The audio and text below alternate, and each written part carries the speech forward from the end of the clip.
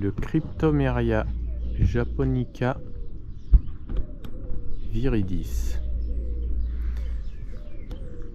Ce n'est peut-être pas le plus connu des Cryptomeria, car le plus célèbre, c'est le Cryptomeria japonica elegans, qui est identique à celui-ci, mais qui vire au bronze un peu mordoré en hiver.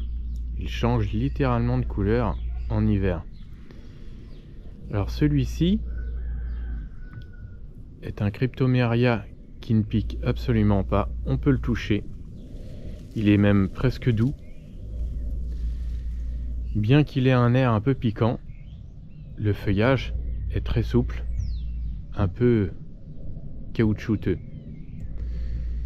Il ne pousse pas particulièrement vite, on peut en faire des haies et on peut aussi en faire des taupières. Alors celui-ci, il va avoir le droit à un petit coup de ciseau. Je vais le tailler.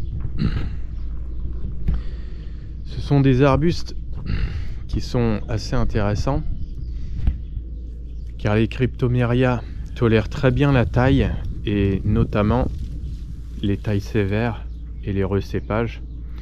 On peut tailler assez fort sur le vieux bois, en général ça redémarre très très bien. Et surtout ceux-là, ils tolèrent très très bien la taille. Alors le minimum, c'est une taille par an, c'est vraiment le minimum. Ce sont des conifères quand même assez vigoureux, même si ils sont relativement compacts et qu'ils ne poussent pas très très vite. Le bois est assez épais quand même. Donc là on a une pousse d'un peu plus d'un an, ou d'environ un an, et on a une section qui fait environ 10 mm déjà. Donc voilà pourquoi il faut tailler au minimum une fois par an, autrement on peut avoir des difficultés à le tailler. Alors c'est un conifère originaire du Japon. Sous la plante, on voit que ça manque un peu de lumière. Ce n'est pas totalement desséché.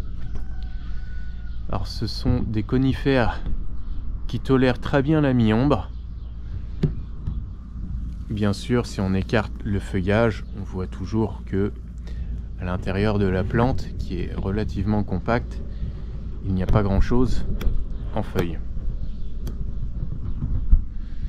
Les troncs finissent par s'épaissir avec les années. On obtient assez rapidement des troncs de 5 à 10 cm. Alors cette plante qui a un tronc d'environ 8 à 10 cm de diamètre, au collet on est un peu plus de 10 cm, et à 1 mètre de hauteur on est plutôt autour des 8-9 cm. La couleur de l'écorce n'est pas particulièrement intéressante. Cette variété est toujours verte, d'où son nom viridis. Il est vert toute l'année, il ne bouge pas. Alors il n'apporte pas beaucoup de mouvement au jardin, c'est vrai, mais on peut l'utiliser en haie, que ce soit haie libre, haie taillée, et aussi faire des taupières. J'ai maintenant terminé la taille de ce Cryptomeria japonica viridis. Alors j'ai donné une forme très aérienne parce que je ne peux absolument pas le garder naturel.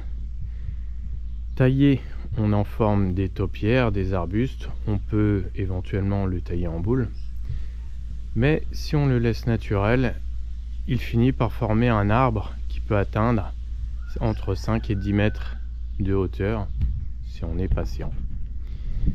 Sachant que au bout de quelques années qu'il est bien enraciné, la croissance a tendance tout de même à augmenter et être relativement importante. Alors, les variétés les plus intéressantes, c'est Cryptomeria japonica elegans.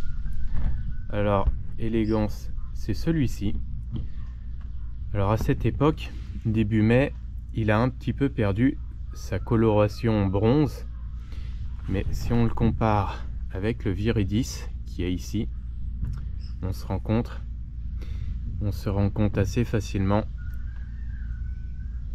qu'il y a une teinte un peu différente, même au niveau des pousses, que ce soit au niveau des tiges comme du feuillage. Alors la variété Cryptomeria japonica est un petit peu différente, elle n'a pas cet effet caoutchouteux, elle n'est pas vraiment piquante, mais elle n'est pas du tout aussi douce. Et surtout, le feuillage, lorsqu'il est sec, a tendance à piquer légèrement. Alors que ces deux-là ne piquent absolument pas.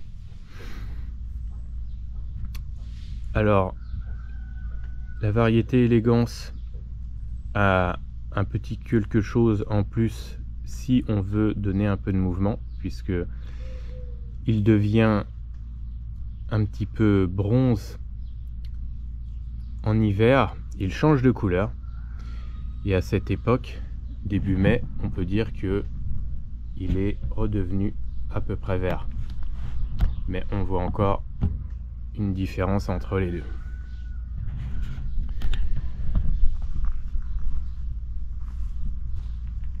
L'une des particularités du viridis, c'est que le jeune feuillage ne se remarque pas réellement. Il n'est pas différent, n'est pas vraiment différent de l'ancien feuillage. Donc c'est une plante qui est un petit peu ennuyeuse quelque part, mais le vert est très joli. Enfin, je trouve. Et surtout, c'est une plante que l'on peut travailler. Ici, il est à côté d'un passage. Et donc, il n'y a aucun problème. On risque pas de se frotter ou de s'irriter. Alors quand on vient de les tailler, là, il y a à peu près 1 an de pousse. Évidemment, on a un très gros volume de feuillage. Et voilà pourquoi il faut les tailler souvent, parce que autrement, on commence à avoir des grosses sections à couper. Et c'est ce qui est un petit peu fatigant et délicat à enlever. Autrement, c'est une plante qui n'a quasiment aucune maladie et aucun ennemi. On ne constate rien de particulier. Ce sont des plantes solides, pour soleil ou mi-ombre. On les utilise principalement en massif, soit de conifères, soit en isolé. Ils peuvent éventuellement former de beaux arbres en isolé. En vieillissant, ils ont tendance à se dégarnir légèrement. Alors ils se creusent un peu de l'intérieur, je dirais, comme tous les conifères au bout du compte. Pourquoi acheter un Cryptomeria japonica elegans ou un viridis? L'intérêt numéro 1, c'est que c'est une plante sans problème. C'est un persistant. Et bien qu'il ne fleurisse pas, on peut obtenir tout de même quelque chose d'assez intéressant, car la variété Elegance change de couleur et c'est un petit peu comme une floraison. C'est toujours assez intéressant et curieux de voir une plante qui change de couleur. Cette variété est peut-être un peu moins intéressante, mais au niveau contraste de feuillage, cette variété viridis est d'un très beau vert et il ne change pas. Alors que justement la variété Élégance a tendance à prendre un petit peu cette teinte-là. Une teinte un petit peu mordorée. Qui est un peu discutable. Certains vont apprécier, d'autres vont trouver que la teinte n'est pas forcément esthétique.